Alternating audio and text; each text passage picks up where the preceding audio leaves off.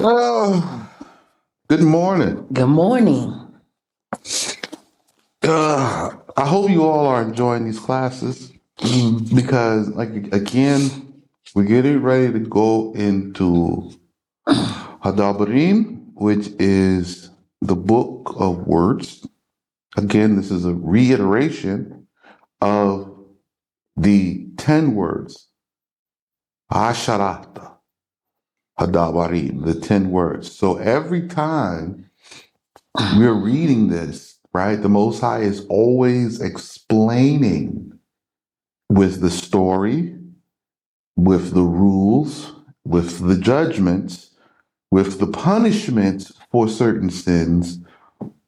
He is explaining the 10 words he is enforcing. So we're getting ready to close out Numbers here. I don't know how many chapters we got left.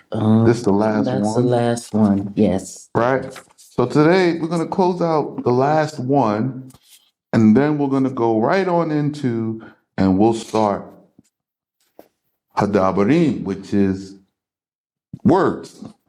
Okay? And in this, we're going to receive a complete, in Deuteronomy, a complete summation of all the words, the judgments, and it has a benediction, which will be the closing of the Torah.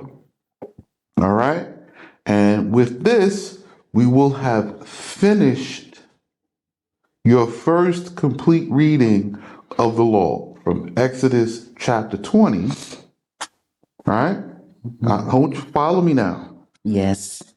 So this is Exodus chapter 20. When we finish Deuteronomy, we will have completed our first katam, a complete reading of the laws, judgments, statutes, and ordinances. That's it. It's Exodus 20 to Deuteronomy 34. I want somebody to go ahead on and tell me I'm wrong. I dare you. Then when we go back to Genesis, we're going to judge the book of the first ones. We're going to judge the book of the first one. So we're going to judge from the Genesis all the way to they coming to Mount Sinai. I'm going to judge them the whole process.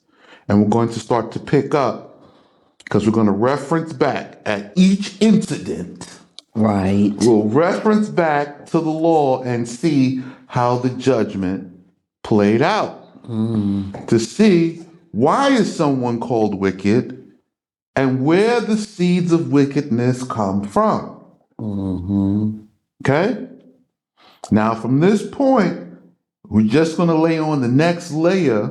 After we finish Deuteronomy, we will accept the judgment, Yes. the book of the law, and we will accept its judgments, and then we will judge with it. Yes. I know nobody's ever done this. This is a law class.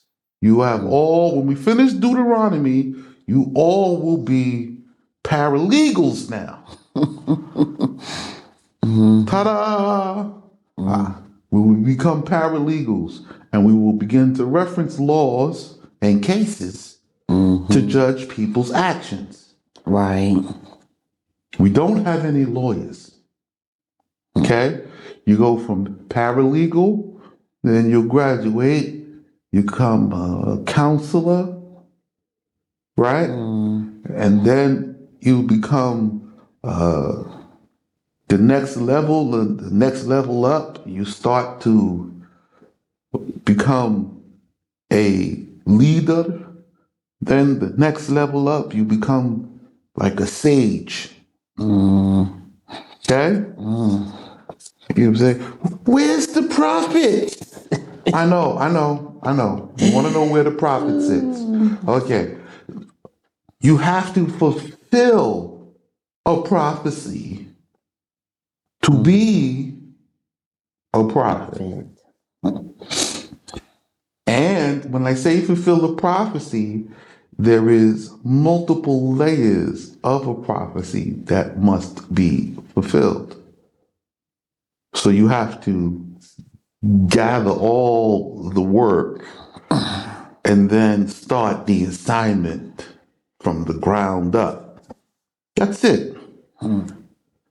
We have a few prophet spots available, a few, but they assigned to work.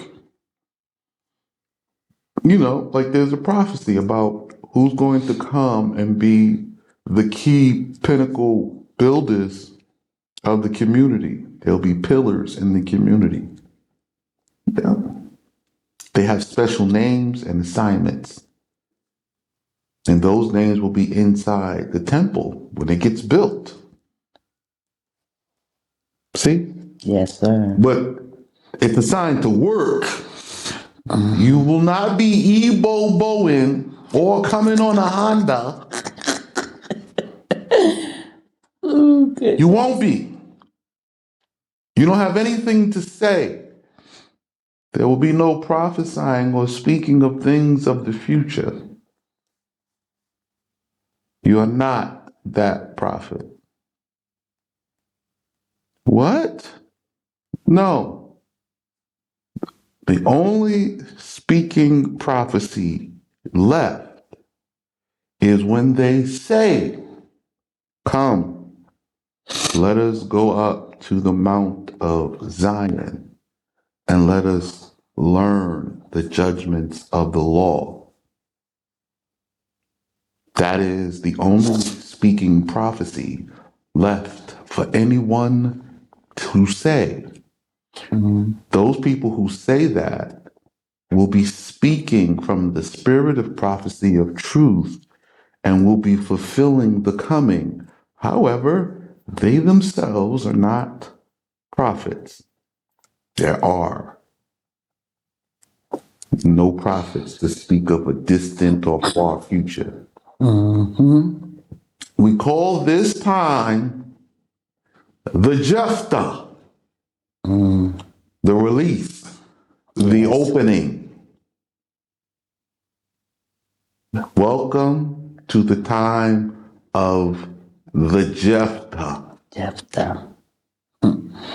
You don't know what I'm talking about till we get there. Right. But I'm telling you what it is now, because once I get into Deuteronomy, we're going to go into it and we're going to finish it. You're not going to like what you're about to hear because you are wrong. As a nation, we are wrong. As a nation. Yes, we are. So either as a nation we get right, or, right, as a nation we get right, or we go through the hardships, the deaths, and the difficulties to do what the Most High has said. But no matter what happens, it will be done. Just want you to know. The end of the story is fixed. It does not move. Okay? How much you suffer in getting there depends on your obedience to my words. I know every false teacher says the same thing. The problem is you lack judgment. I'm teaching you judgment, laws, state, people, civil. I'm teaching you state. They are teaching you religion. Don't have no religion. But you talk about the Most High says to supplicate and pray. That's because my God is as real as the person you walk past on the street. Right. What he asks for, I tell you. But however, I'm talking about state. I'm not talking about no religion. This is what he want. This is how he wanted for his nation. If you don't want to participate, stay where you are. Do what you want to do and receive what you got coming. All right, here we go. One thing, when you're learning about this law before trying to apply it to someone else, let it be a mirror for you first. Don't tell them my secret. I tell everybody, judge me, but judge me by this law. Yeah. When they find out, they start trying to judge, right? Everybody want to point the finger, right? So I let them point. Yeah. When they find out, yeah, you didn't. Oh, but you did. You did this. Yeah, and you didn't do this. What? Right. No, see, it says you supposed to do this other part. That's how I catch them. Yeah. They want to judge me. I like it. Things happen, and I let them all be the judge. And in the end, they find out I did the lawful process, I did the lawful thing, Yes. and I came out lawfully. Meanwhile, while they were busy judging, they did not do what was lawful and right. Happens every time. Yes. Don't tell them my secrets. Okay. All right, we're going to start at Numbers. We're going to start at chapter 35 and verse 34. Okay, therefore defile not the land in which you are, for my Shekinah dwelleth in the midst of it. For I am Yah, whose Shekinah dwells among the children of Israel. Where does the Most High dwell? And I know you cannot answer, so I will tell you. The Most High dwells in your heart. You have to purify it. Your heart is impure. How do you know your heart is impure? I will tell you. Your heart is wicked and impure because the sanctuary has yet to be built. You have not given to build the place where you need to come live in the land. So every question you have about what I'm doing and why I'm doing it is because of the wickedness in your heart. So the Most High is telling you, you have to cleanse your heart so that He can dwell in it. Now that you don't want to listen and you have all of the excuses and you require proof, you now are asking for yourself to be plagued and the nation that you are in to be plagued. According to what? According to this law, the punishments assigned to the initial sins that we read all the way back in Exodus chapter 20.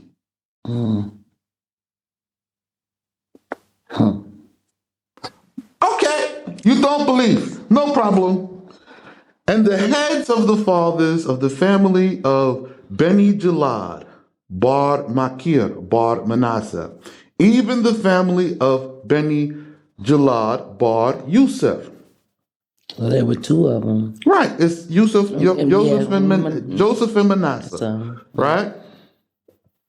Came to the house of judgment and spake before Moshe, the princes, the chiefs of the fathers of Bani Israel, and said, Yah commanded Rabbi or Rabboni, right? Rabbi is Lord, our Lord. Okay? Right? So, quick lesson. Okay? So you will see this in the book where it says Rabboni. It's not Rabboni, it's Rabbanu or Rabbeinu. And Rabbeinu is just like Eloheinu. Okay? Eloheinu or Ilahenu is our Lord. Okay? So Ilahenu is our God. Rabbeinu is our teacher, our Lord. Our ruler, our king. Got it? Rabbeinu. So this is a quick lesson in the language. I know it says Rabboni in the book, but I need to change it because in this context, they changed the yod at the end to an I instead of a U. Yod Yod is Yah, which means that Judah is not Judah. It's not Yahudah. What? Judah is spelled the same as Yah. In the phonetic, it would be Yadi. Yadi. Right? And the Yah sometimes is left out, and you end up with Yadi.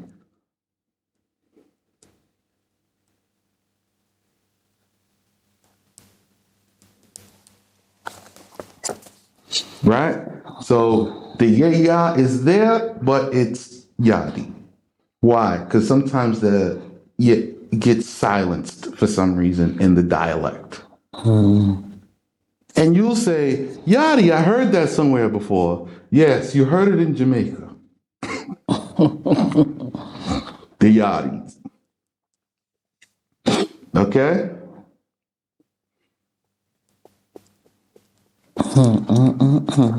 So, Yada, Yadi, instead of Yahudi. You say, what? That's not nowhere. You right. You never knew his name before I told you and put it up on the screen. And you doubt me. I know. If you only knew the power of the memory. All right. So, Yah commanded Rabbeinu, our teacher, our Lord, our master, our king, however you want to translate it, to give the land and inheritance by lot to the children of Israel. And Rabbeinu was commanded before Yah to give the inheritance of our brother Zelophehad to his daughters. So we back on the daughters of Zelophehad. Hold on, let me get loose.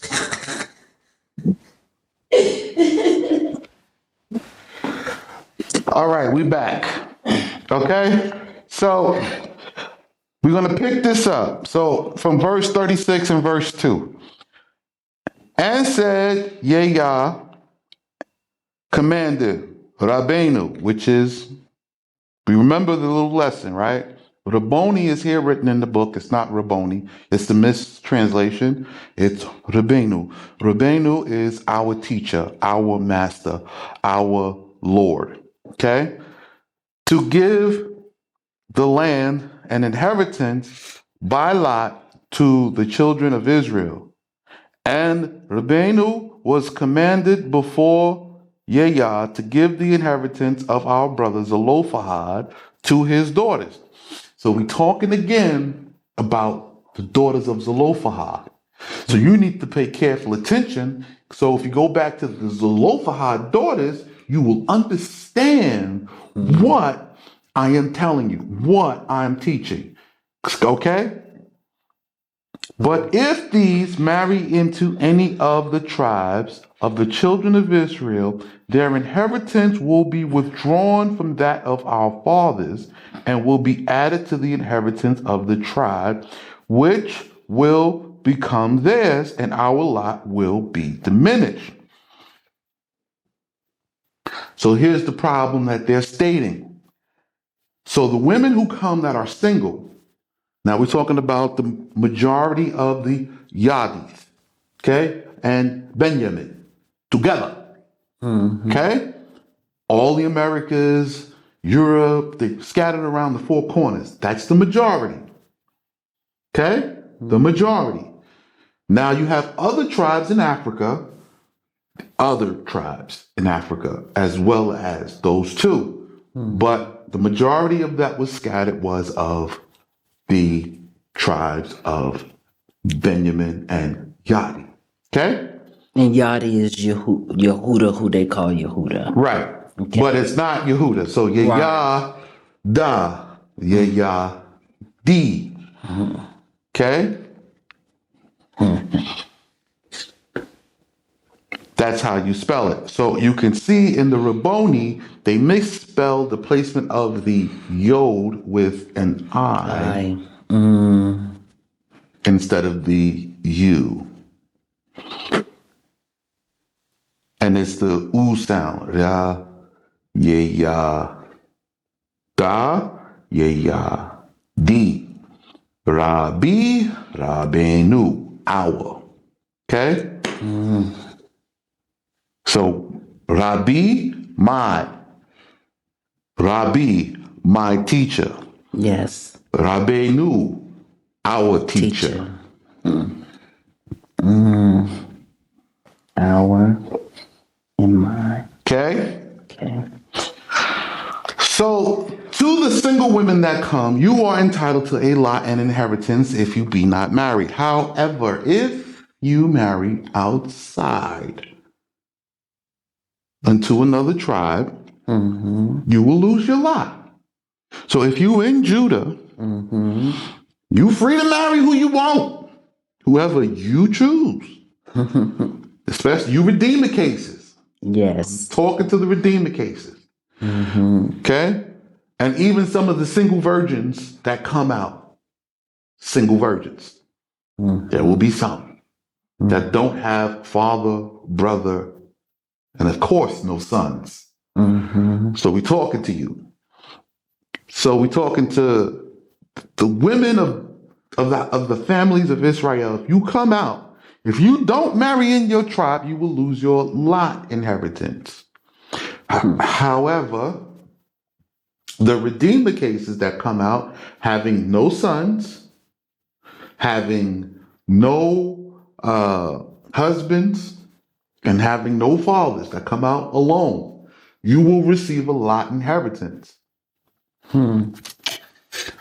So when you choose your husband with your 6 other sisters, the man that accepts you will have 8 lots.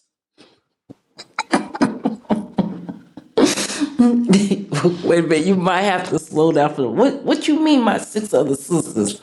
So, have to slow it down for them a little bit. So here, by law, for this generation and this generation only, the single woman who come out, she has to choose a man with 6 other sisters that are redeemers as well.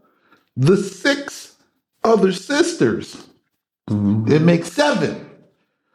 And 7 of them have to choose a man of the tribe and perform the rites of the Redeemer kinsman law. Each of them have 1 lot each, according to the house of their fathers. So the man who redeems the 7 of them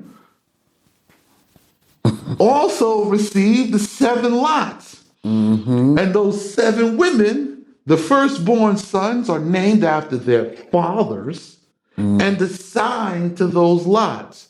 So that man of himself only received 1. But in redeeming the women, he will get 7. But y'all want to be broke. So go ahead. 1 for 1. I don't care. That's your problem, not mine. And then you got the women that want to be just the only one. No, you want to be the only one. Yep. That's what I said. That's fine. I don't care. If this man accept that, I will bind him to his word, and that will be his plight. I will not release him. And y'all will be broke Together. But everybody thought they want to be the Proverbs 31 woman. It's a multiple women together. There's no one woman who can fulfill Proverbs 31. Oh, please say that again. Please say that again. There is no one woman who can fulfill Proverbs 31 alone. Proverbs 31 is a sisterhood of wives of the daughters of Israel. There's no one, right? One sows, one's delivering food, one is at the market. It's just, there's different ones. Yes. Each one in their gifting. The one who's at the market who loves to do this, she loves selling and whatever she's making and the goods or whatever, she's going to be at the market regularly. The one who sows is sowing. She's sewing. She's not going to be at the market in some store. She have her sewing shop. Right. She's sewing. Right. And the one who's delivering food to the husband, she has to go wherever he is to deliver food. There is no way she could be at the market or sewing. Or in the field, or over here, over there, all at the same time. It's multiple. Okay? You're going to need to rebuild this. You're going to need to form teams. Yes. And instead of it being random, okay? It's not random. You're going to be assessing people's skills, talents, abilities, as well as their aptitudes to work together and their desire to work together.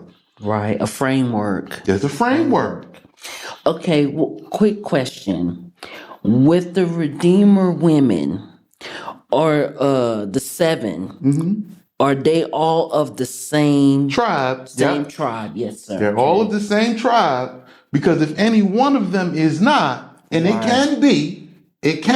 Let me make that clear.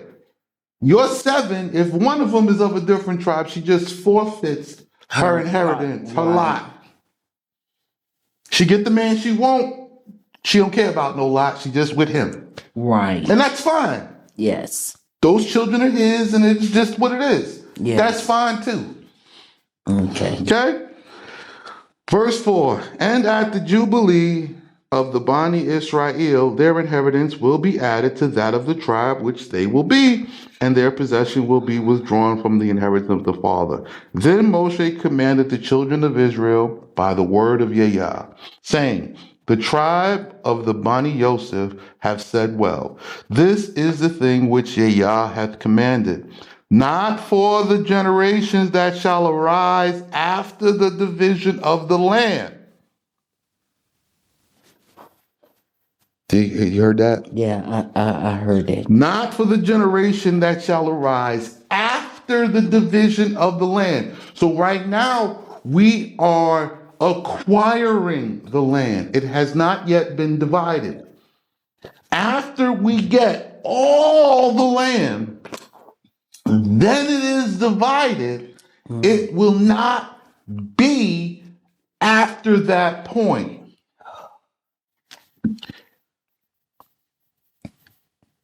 Not for the generation that shall arise after the division of the land, but for the daughters of Zelophehad, saying, they may be the wives of them who are proper in their eyes. They get to choose. Don't pick a loser. I promise you, you pick an unlawful dude and you get together unlawfully, it's going to be your struggle. Yep. Only such must be of the families of their father's tribe, that the inheritance of the children of Israel may not pass about from one tribe to another. So it is prohibited for me to go and possess outside of my father's house, outside of my tribe. Right. Okay? So your Yehuda is not for you to go into Ephraim. Right. It's limited on 2 levels. It's limited by tribe and by father's house. Okay. Okay? I can possess outside of my father's house temporarily only till the Jubilee. You see? That's temporary. However, I cannot possess outside of my tribe for any length of time. Right. It has to remain inside the tribe. Right. Right. But I'm limited on 2 levels. There's inside my father's house, which I can possess and redeem at any time. This belonged to me. But then within my tribe, there is a limited time of possession for redemption, for Right. for profiting. That's a limited time possession. Or like if your brother is with the stranger and like Absolutely. the law has stated. Okay. Absolutely. Okay. Okay. As Yah commanded Moshe, so did the daughters of Zelophehad. Mahala, Tirzah, Hogila, Milcah, and Noah. The daughters of Zelophehad became wives of sons of their kindred, of the family of the children of Manasseh, Bar Yosef, were they wives. So they married within their father's house, and the guys who they picked were blessed, receiving now a second portion.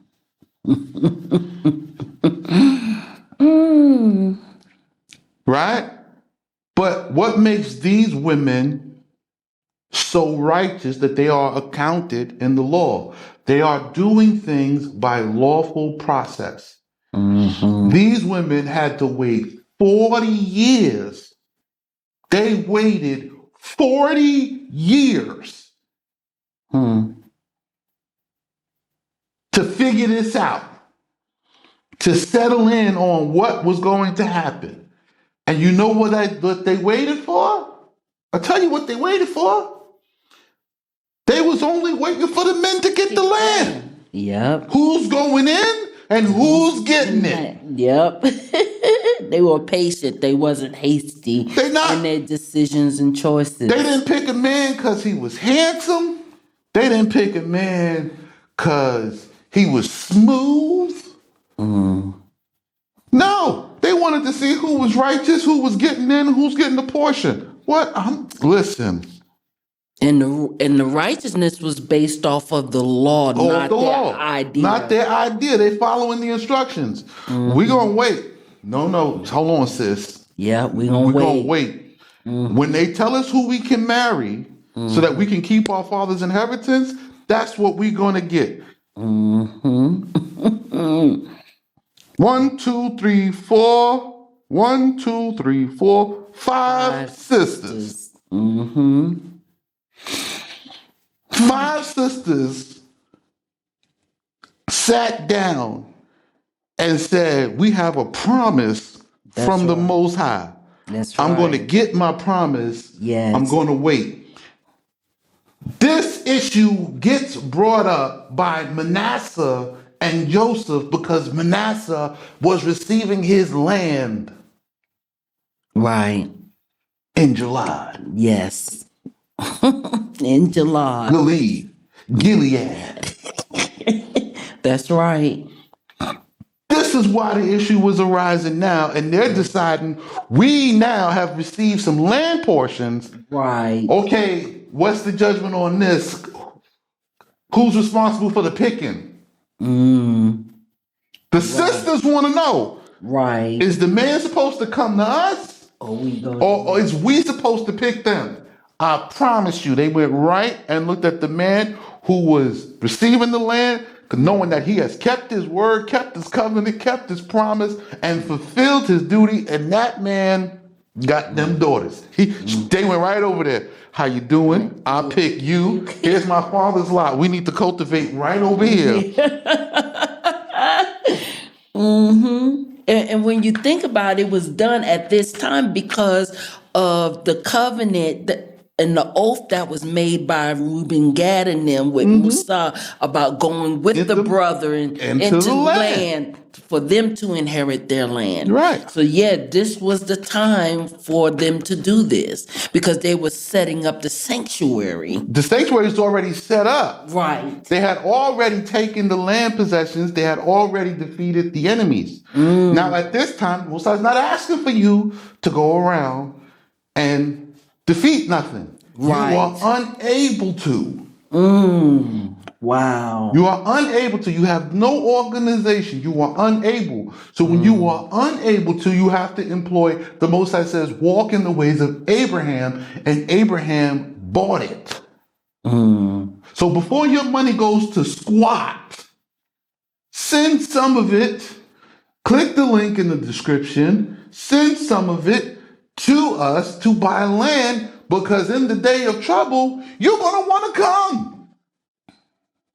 You got to get your passport. You got to get the stamps and the visas from the embassy while you're working that out. You know, I was looking at 3.5 acres of land the other day for 10,000 US dollars. Wow. Now, there's nothing on it. It's just farmland, right? So if you buy that land, you still have to build, and the cost of building is different than, farming. Right? But if you want land just to have tent on it, you could put a tent out there. Ain't no law against it. That's right. Oh, you see that all over the place. I'm telling you, live that's out. a norm. You can put tents on it, but don't come out here and try to get in and squeeze in and diminish somebody else's portion, and you ain't contributed. Especially if you heard this message. Give. For your sake, your own.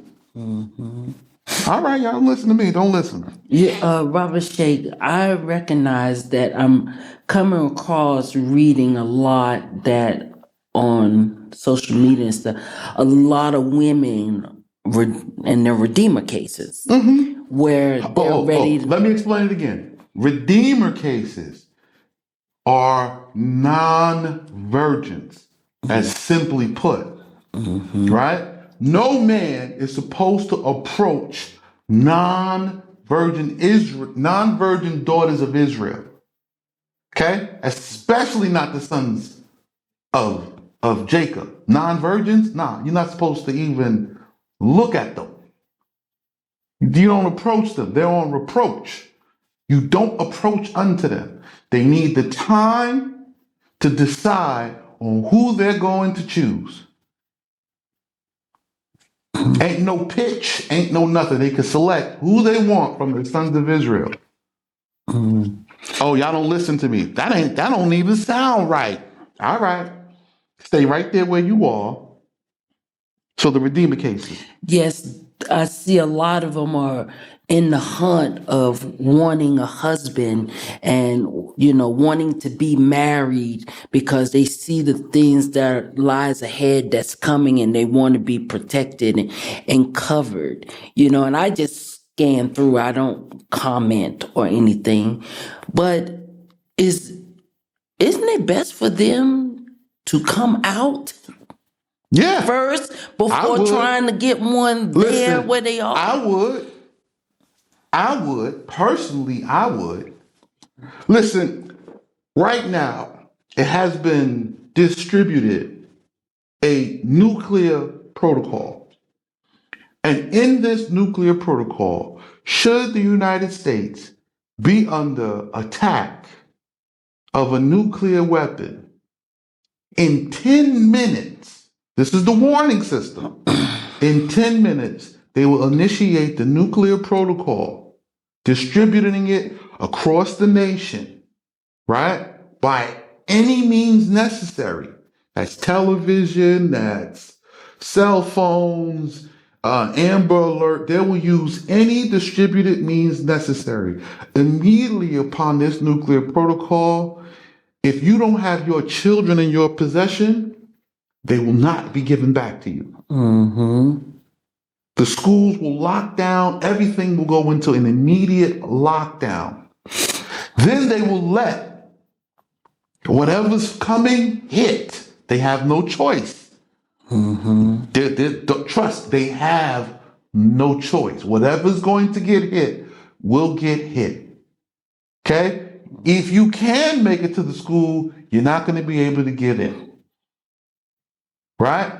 Then in the fallout afterwards, they will, of course, initiate war and retaliation and yada, yada, yada, yada. And of course, there'll be more bombs, more missiles incoming. And then after, the entirety of nuclear war only lasts 7 hours. After the war, nuclear war, has finished decimating the country, then there will begin evacuations. And now you have to figure out your survival. There'll be nothing. Good luck with that. Because in the nothing, somebody want to try to catch a flight. In the nothing, right? You want to catch a flight in the nothing. You sound like the people in Sodom and Gomorrah. You know this is coming. You know this is about to happen. And if you want to survive, you better leave before the fallout. All right, so these are the commandments and orders of judgment which Yah commanded the children of Israel by Moses in the plains of Moab by the Jordan near Jericho. All right, so let's take a listen here. Okay? We have closed out Numbers. The entire book of Numbers is the orders of judgment which Yah commanded the children of Israel. The entirety of the book. This is what happened, and these are the happenings in the plains of Moab. It is the same law from Sinai implemented upon the people in the plain of Moab. We'll be back, and we're going to start some Deuteronomies.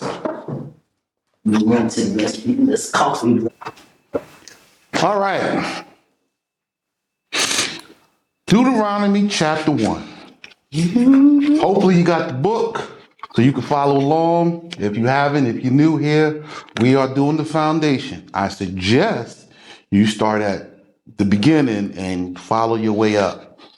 Okay? Because when we finish this Deuteronomy, we're going to go into the first level of judgment, and we'll begin judging and bouncing back from the law to make a judgment on people's actions. That's called judgment, to know what is right so we know, no, this is right, this is wrong, based upon the law. No law, no judgment. These are the words of admonition which Moses spake with all Israel. He gathered them together.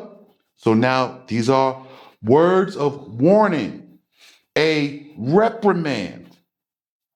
I'm giving you a stern warning about what is coming and what to do so that it's a benefit to you.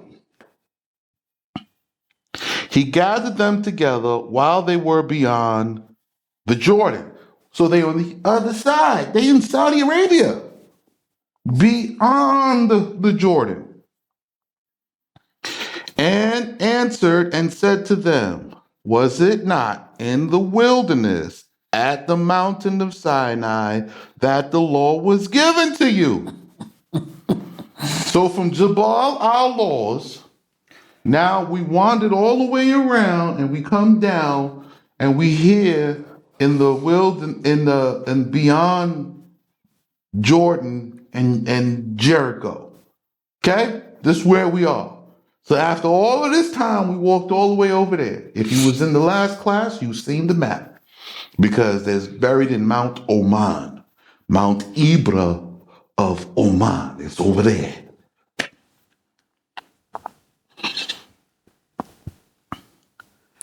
At the mountain of Sinai was the law given to you. So now this law was given at Mount Sinai.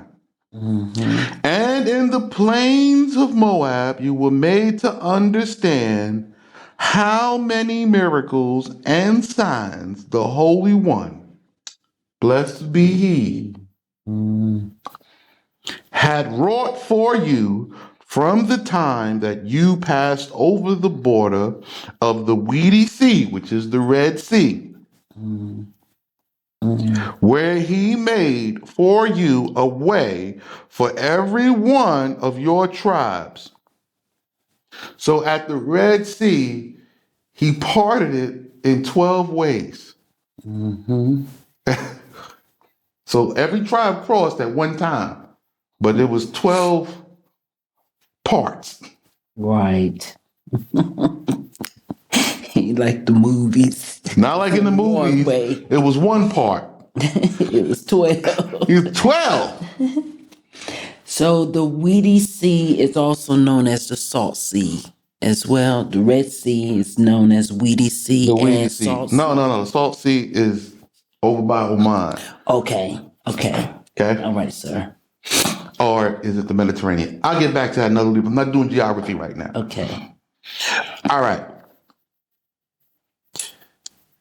So over by the Weedy Sea, where he made you a way for every one of your tribes, but you declined from his word and wrought provocation before him in Paran on account of the words of the spies, and put together lying words against the Most High, and murmured about the manna which he had made to come down for you, white from the heavens. In Hazeroth you demanded flesh, and made yourself deserving to perish from the midst of the world, but for the memory on your behalf of the merit of your righteous fathers, Abraham, Isaac, and Jacob, the tabernacle of ordinance, and the ark of the covenant, and the holy vessels which you had covered with pure gold, and made atonement for you on account of the sin of the golden calf. Boy, it was a build-up, huh? So, except that these things had to be done and were done, these things testified on your behalf to spare some lives. Because they had to be protected, they had to be preserved. So the whole time, all the people was wrong and the Most High was right. That's where we are today, right? Yeah. Same thing. All right, cool. That was verse 1. I know that's a lot of reading. That was just verse 1. Here is an awakening. It is a journey of 11 days from Horeb by the way of Mount Jabal unto Rechem. But because you declined and provoked Yah to displeasure, you have been retarded 40 years. You have been retarded 40 years. Now, retarded have two meanings, and it is both of them. It's both of them. You were slowed down, delayed. Okay? You were delayed. Very foolish. Stupid. You. Like today. No. Today, you have the opportunity. Okay? If you didn't know where Rechem was, so they had to go from where they were, they had to go to Paran. And from Paran, they were to go to Rechem and come into the land. Okay? It's no different. You will find all of these places again, right? You will find all these places again when we go through the judgments. These are the same places where Abraham visited and built up. So because you didn't want to come in to go over Jordan, right? Coming into Gilad, going over Jordan, coming into the land, you were retarded 40 years. Well, I'm going to tell you right now, we doing this different. We're going to take the Abraham approach. We're going into the land. Okay? We're going in. We're going to buy land here in July, same way they set up in July. We get cattle and sheep and cows and food and sustenance and all of that. and we're going to go in. Okay? We're going to process you for 40 years. We're going to let the plagues, the judgments get doled out upon you for 40 years. Those who come will have the opportunity to change, and those who refuse to change will be rejected. So that this way you don't contaminate the land. That's it. Right? So now you have the opportunity to not be retarded for 40 years. Okay? You can come in and we can get started on day one, or we can see how retarded you are by the day on which you arrive. Whether it be 40, whether it be 10, we will see. This is the test for you in this generation, the generation that comes out of the house of bondage of slaves. So we have this next opportunity to not repeat the sins of the first and former generation, whom you all talk about and mock and laugh about how foolish they are. Well, how foolish have we been? And it was at the end of 40 years in the 11th month, the month of Shebat, on the first day of the month, that Moshe spake with the sons of Israel, according to all that Yah had given him commandment for them. So this is the 11th month. This is for us. This was just a few weeks ago. This is the Shebat just passed. We in Elul now. So Moses did it last month when I was still reading you the basic fundamentals of the law. And after he had smitten Sihon, king of the Amorites, the Amori, who dwelt in Heshbon, and Og, king of Matnan, who dwelt at Astavata in Edrahath, beyond Jordan, in the lands of Moab, began Musa to speak the words of the law, saying, Yah, our Allah, right? Yah, Eloheinu, spake with us, and not I of my own mind, in Horeb, saying, It is enough for you, and hath been profitable for you until this time, during which you have received the law, and have made the tabernacle and its vessels, and appointed your princes over you. But now it would be evil for you to tarry any longer at this mount.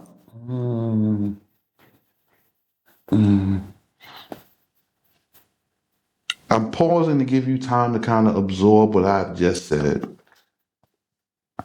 So from Horeb until 40 years later, okay? From Horeb until 40 years later, right? And let's look at what had to be accomplished to enter into the land. Okay? Because all of the stuff that Moses is talking about could have been done after they arrived, after they left from Jabal Laws. 11 days later, they could have set this up and done this in Rechem Gia in July, where we are now. So we're giving you this opportunity. Okay? So after you have received the law, now, if you've been with me from the beginning, you've received the law 4 times already. I've read it to you 4 times. I read the law in Exodus. I read you the law from the appointment of Leviticus, so you know what the priestly rights are, the Midah, and the law that come from it. And I've read you from the book of Chronicles, the chronicling of the children of Israel in the desert, Ben Midbar, from the book of Chronicles. So you've received the law and the judgments from 40 years, and you have not made the journey, but now you know. So today, We can come together here in over Jordan, and we can make the sanctuary, appoint princes over us, so that we don't have to tarry any longer in the land of our captivities. Okay? Because tarrying, Is waiting and abiding and hoping things get better where you are. because when you're doing that, it's evil. Right. That's an evil thing. So now you're hearing the invitation again. All right? Now back to them. So Moses is talking to them now, and this time saying, turn you and journey to Arad and Hormah, and go up to the mountain of the Amoree, and to the dwelling places of Ammon. I died.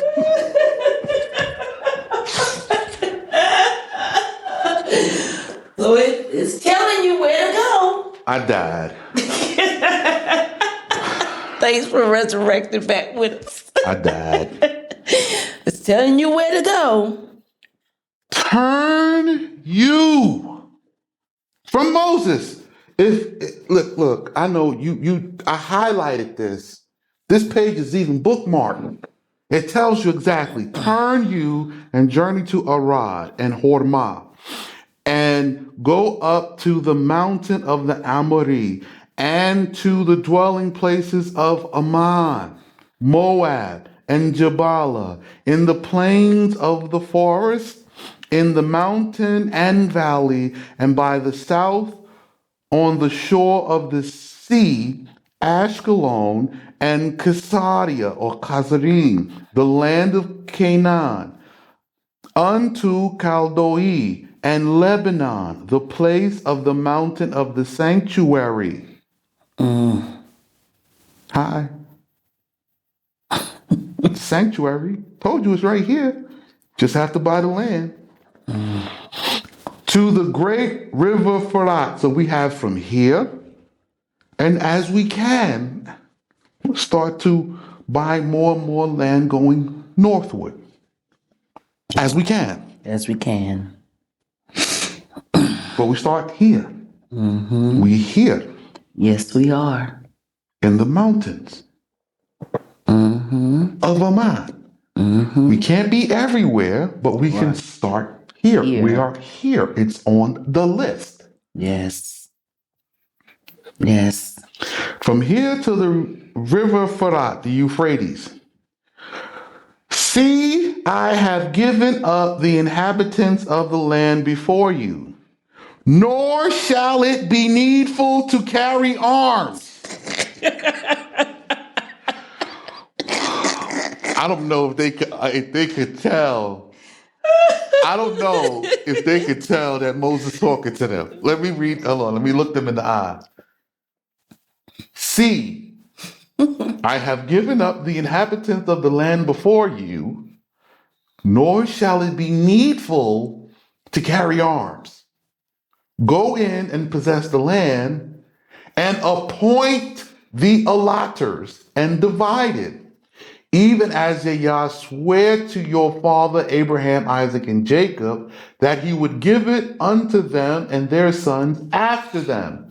Moses is not, he's writing this, but this Devarim is not talking to Joshua and them. It's talking to you. It's talking to you.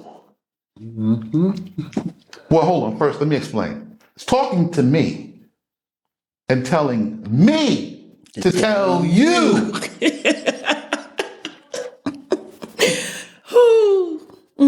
Rabbi Sheikh, why you say it's talking to you to tell us?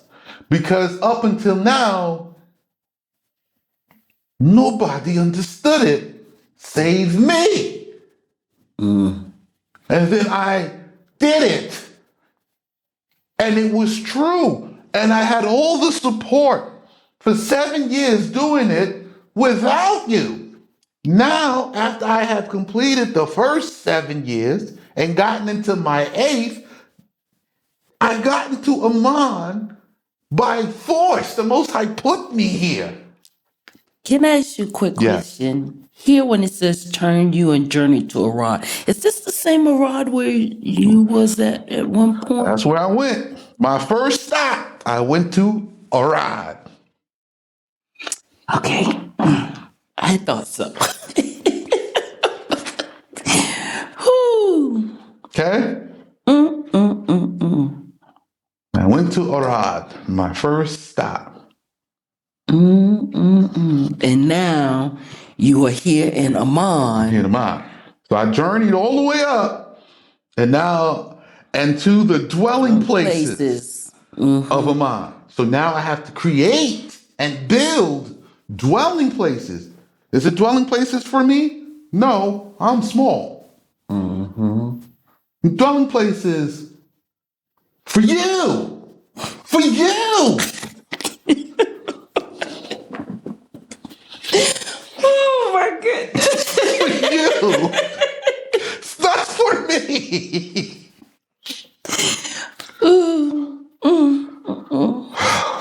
I have to finish this because I want to go back to my family. You don't know.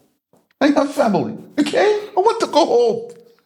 I've already tasted the goodness of the land. It's perfect. I have my land. I have my family. I want to join them. But Allah have me here doing this for you. For you. And then some of you will go with me into my land. Some, not all of you. There's a weeding out process. We're going to see who keep and who don't. All right. And appoint the allotters and divide it, even as Yah swear to your fathers Abraham, Isaac, and Jacob. And I spake to you at that time, saying, we will not leave you with but one judge. For I am not able to bear you alone. So I start this whole program to start teaching nobility. I'm not able to bear you by myself. Right. Neither was Moses in that time. So we have to appoint people. Who are you going to appoint, Rabbi Sheikh? We'll appoint from those who give and come. After they give, after they come, then you will be in the lottery for appointment. We will see and judge you by the law to see if you be righteous or wicked. There's no respect of persons. It don't matter about the money because the money does not even exist. We are getting back, exchanging the money of wickedness, of usury, to buy back our land portions. If you have $1 million, it is worthless. Sit there and wait for the world to be destroyed. It will not save you. So don't be like Korah and think that because you have stolen wealth, that all of a sudden you want to be a rich man in the kingdom. The only ones rich in the kingdom will be the most righteous. The ones who will adhere to the tenets of the law and to the Abrahamic faith, his customs and traditions. Those will be rich.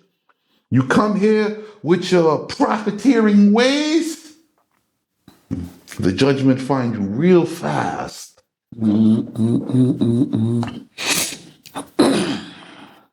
The word of Yah has multiplied you, and behold, you are today as the stars of heaven for multitude.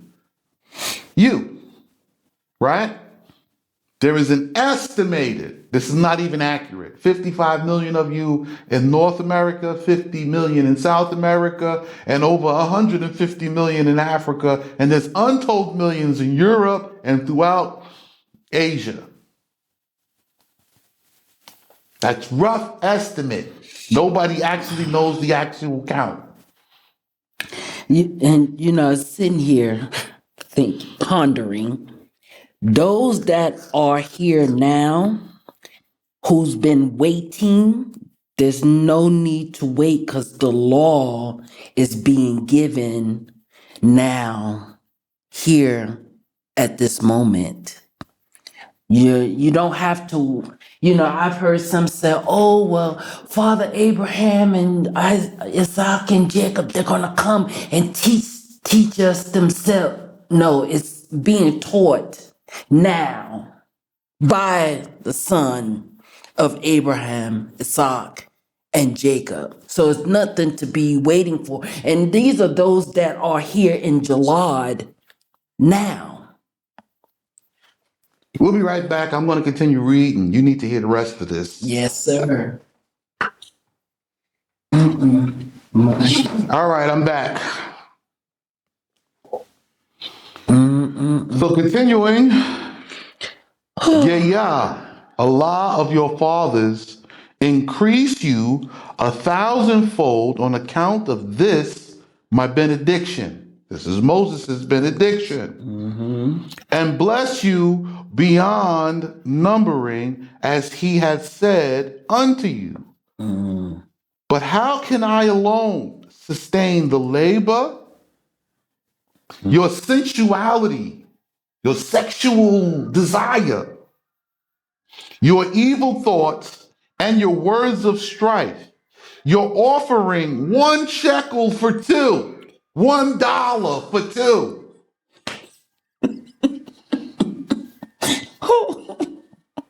Oh my goodness. These are our issues. We have them today. Yes, we do. You want one man to do all the work. So how can one man do the labor? How can I, right? Because my name also Musa. Okay? How can I bear all the work alone? You want a Messiah. You want somebody to do all the work alone. And you just come dancing in. And your sexual deviancy, your lust. You know, everybody wants somebody, but they want the person that they want. And then when they don't want that person no more, they want another person. And this is unlawful. You have no loyalty. Your evil thoughts. You know you think crooked. You have a problem with every teaching, every law, everything, and it's evil thoughts. Your words of strife, you love arguing, debating, and talking disrespectfully. And it's commanded against that in the law. And you're offering $1 for 2. So you buy something for $1 and you sell it for 2. You're profiteering, usury. So here's the request. Present then from among you wise men. Send wise men. Prudent in their thinking. Sharp. I want the smartest. Men of wisdom by your tribes. And me, will appoint them to be chiefs over you.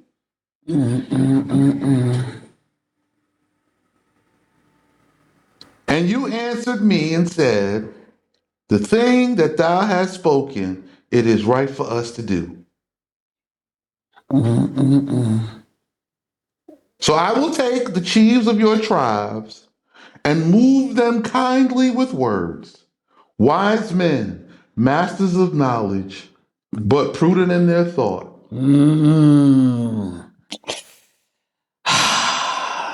There's a condition with the masters of knowledge. You got to be prudent in your thoughts. Right?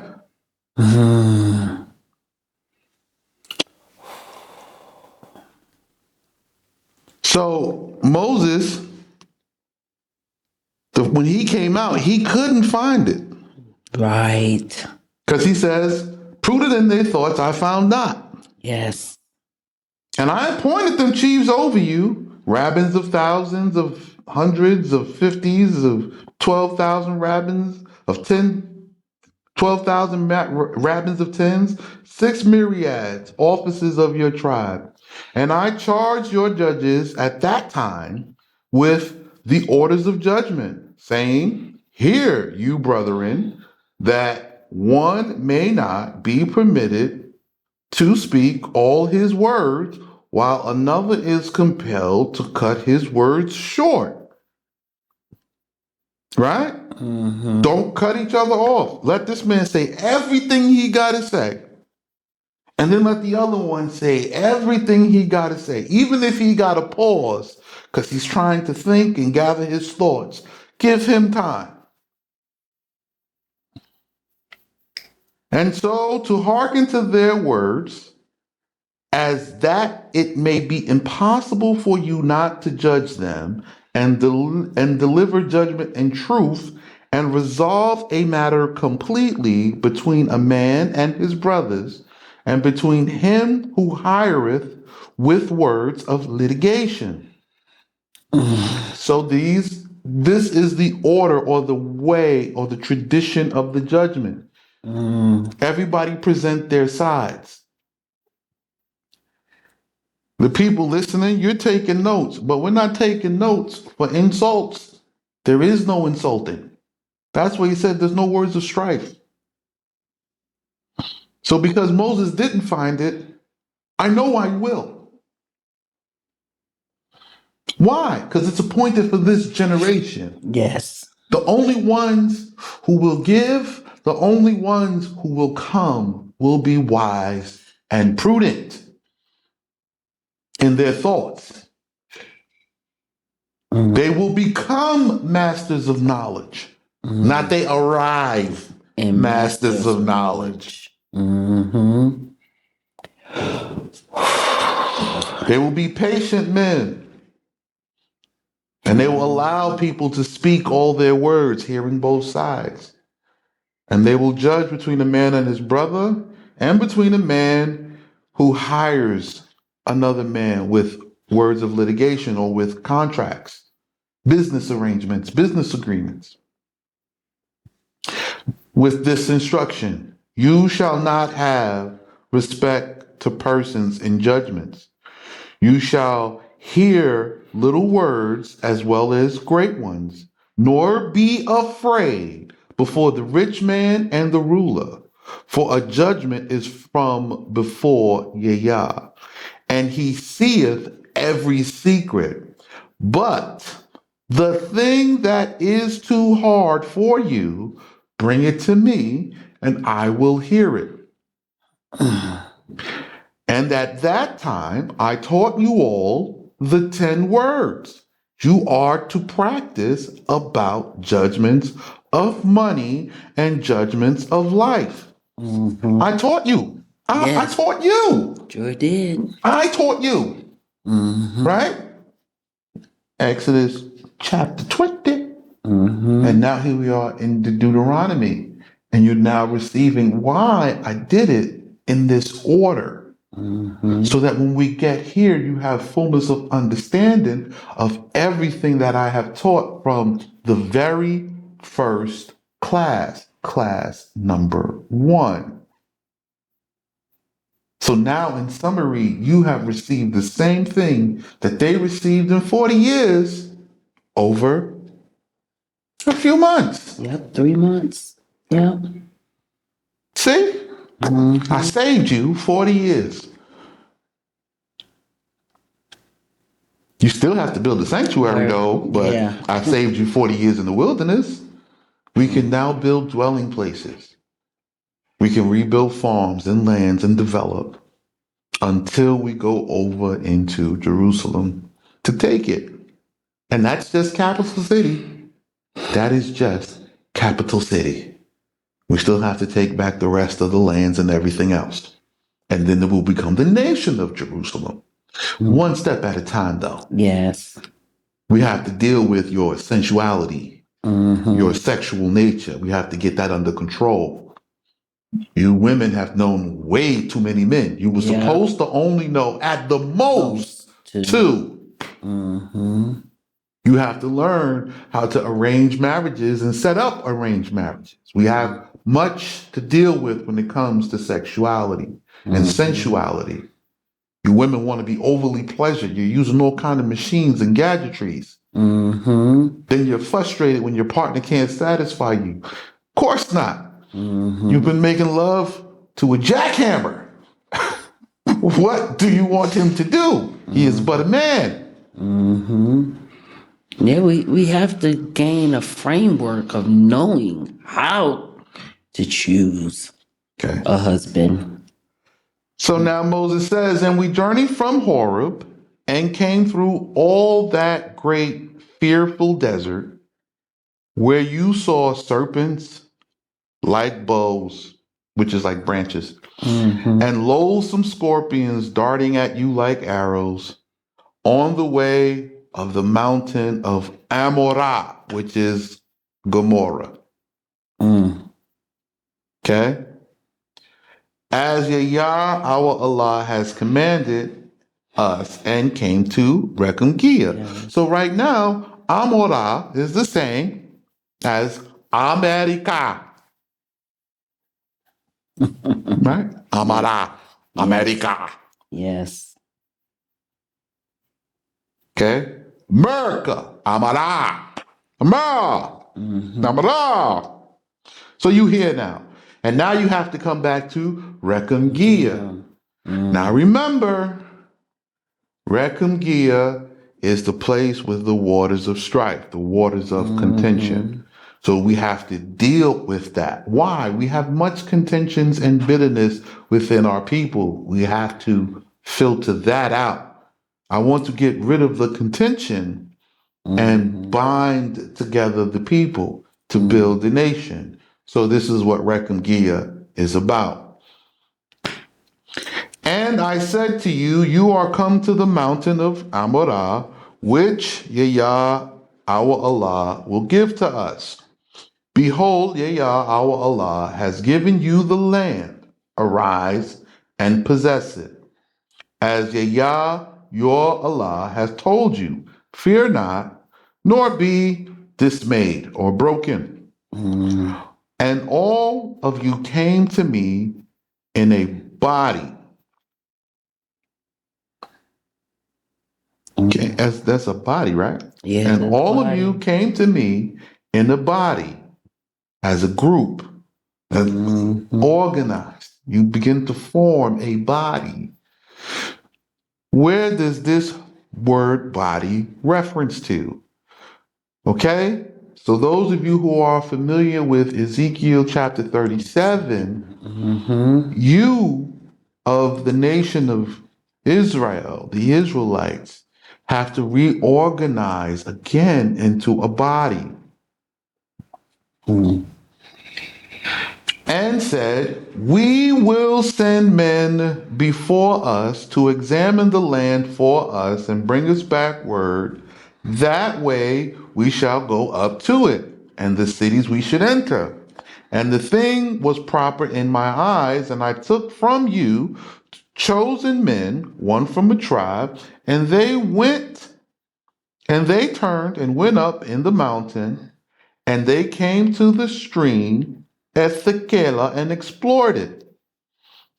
And they took in their hands of the produce of the land and brought it to us, and they returned word. And Caleb and Joshua said, the land which Yah our Allah has given us is good. But you were not willing to go up, but believe the words of the 10 wicked ones and rebelled against the words of Yah your Allah. So now the Most High is reminding them of the false teachers who said, don't do this. Right? Now, anybody want to check my video history, you'll see I met men of every tribe, of every nation, and told them to do it and to take the land, and they did not listen. They are all gone. Yet, I still remain. Okay? I sound like Kang, right? The one who remains. I am the Kang. All right. So And you cried in your tents, taking your sons and your daughters to your breast, saying, Woe to you, ye stricken ones, tomorrow you will be slain. You liars. That ain't never happened. Why have Yah hated us to have brought us out of the land of the west to deliver us into the hand of the Amorite to destroy us? Y'all saying that right now. Why has Yah delivered us out of he got to come save us. He got to get rid of all of them and then bring us in with nothing and we're going to build up then. You lying.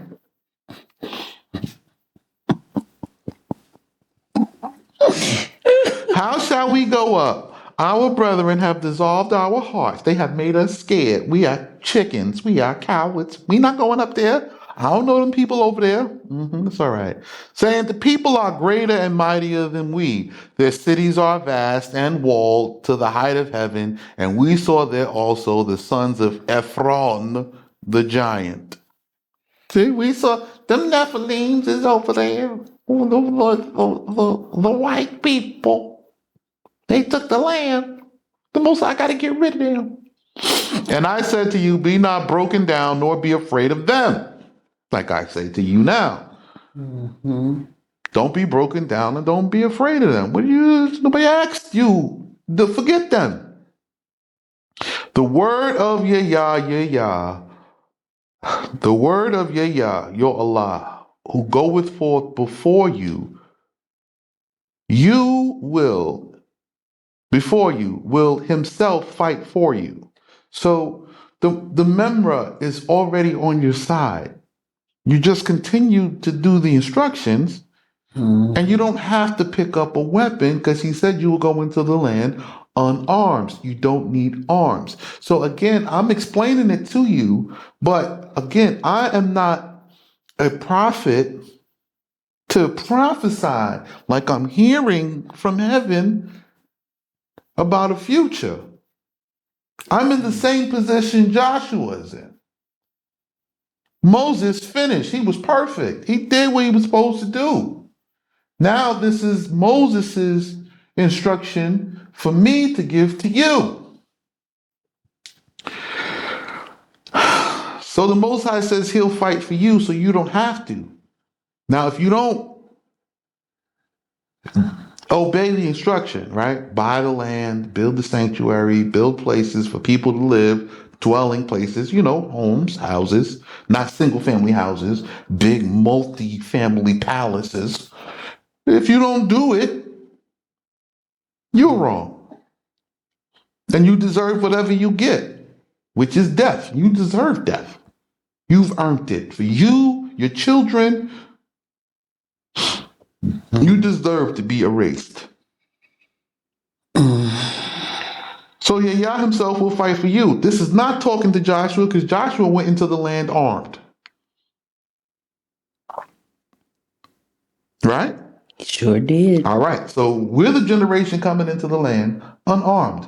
You don't need arms. Just buy the land. We're going to become farmers. Nobody attacks farmers. Never. No, not in this generation. What are you talking about? I got sheep here. Oh, let them go. He has sheep. They looking for armed people. I don't know what you're talking about. We here growing vegetables. I got my herb garden here, watering it. What? These olive trees. I make olive oil. You want some? According to all that he hid for you in the west before your eyes, and in the desert where thou sawest burning serpents full of deadly venom, Yah thy Allah bear thee with the glorious clouds of his Shekinah, as a man carrieth his child all the way that you went until you have come to this place. So this is a blessing. If you come to this place, I know the Shekinah is with you. The Most High is in your heart because you come to this place. But in this thing you believe not in the word of Yah your Allah, who led before you in the way to prepare you the place of your encampments, in the pillar of fire by night to light you in the way, and you should go, and in the pillar of the cloud by day. And the voice of your words was heard before Yah, and he was displeased, and did make oath, saying, if any one of the men of this evil generation shall see the good of the land, which I covenanted unto your fathers, except Caleb bar Juniper, who shall see it. That's my daddy, by the way. I get to that later. It's another time. Who shall see it, and to whom I will give the good land, the land of Hebron, which is right over here. Right? Though he walked, and to his children, because he hath followed with integrity the fear of Yah. Against me also their displeasure before Yea, on account, saying, thou art not to go in thither. Joshua bar Nun, who ministereth in thy house of instruction, he is to go in thither. Strengthen him, for he is to make Israel possess it. So Joshua and Caleb were strengthened to possess the land, as again, we have another Joshua. He's the priest. And he's also he's not this Joshua. There's Joshua, the son of Yehozadak, okay, or Sadiq, Sadiq, okay, Zadok, Sadiq, okay, a bunch of different. As Hebrewish, Hebrew and Arabic, okay, or whatever you say. So there's that Joshua, but that's the son of Aaron. Does not have nothing to do with the Joshua, the son of Ephraim. Okay? There's one that divide the land. Okay? But first things first, we got to have a sanctuary, which is why the ensign is over my head so that you can see where to come to. But you don't know that this is the ensign because you didn't watch that class. But there's a class. Yes, it is. Where we read what the ensign is and that you should gather to it. All right. But your little ones of whom you said they will be a prey for your children, who as yet know not between good and evil, they shall go in thither. I will give it to them, and they shall possess it for an inheritance. As for you, turn and go back into the wilderness by the way of the weedy sea. Then answered you and said to me, we have sinned before Yah. We will go up and fight according to all that Yah commanded us. And you girded on every man his arms, and he began to ascend the mountain. But Yah said to me, say to them, go not up, nor prepare for battle. For my Shekinah goeth not up among you, that you be not crushed before your enemies. And I spake with you, but you would not obey, but were rebellious against the word of Yah, and did wickedly, and went up to the mountain. Sure did. Okay, so now this is the same thing for us today. You're saying you don't want to come because your son and because your daughter and this, that, and the third. Please understand. When that nuclear protocol goes into effect, you'll be dead. Your children will be protected and will be taken out of the country without you. What? I promise you, your children will be taken and evacuated out of the country without you. Since you didn't prepare to bring them, I started this explaining to you nuclear protocol. You can look it up for yourself. Nuclear war will only last 7 hours once it has begun. It is a one-day thing, right? Because once it goes off, that's it. The major nations will be dead and glowing in the dark. The survivors, they will protect the youth and the children for the future, and they will be evacuated from the toxic lands, which means America will be uninhabitable. They're not going to sit here and drop a bunch of nuclear bombs all across the Middle East. It's not densely inhabited. It's not written for it to happen. It's not densely inhabited. It's not that much of a superpower here. That's not the case. I'm not saying bombs won't fall, but nobody bombs farm ground.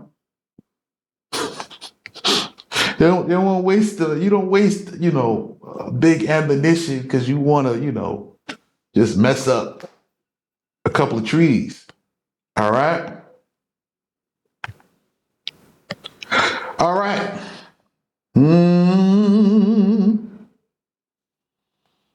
So they went, in their time, they went wickedly and they went up to the mountain. And the Amara who dwelt in that mountain came out to meet you and pursued you, and they drived away and destroyed hornets and smote you from Gebal unto Hormah. You spoke of the hornets the other day. Yeah, I spoke about the hornets. The hornets supposed to be on your side. Instead, the hornets was on their side. Why? You don't listen.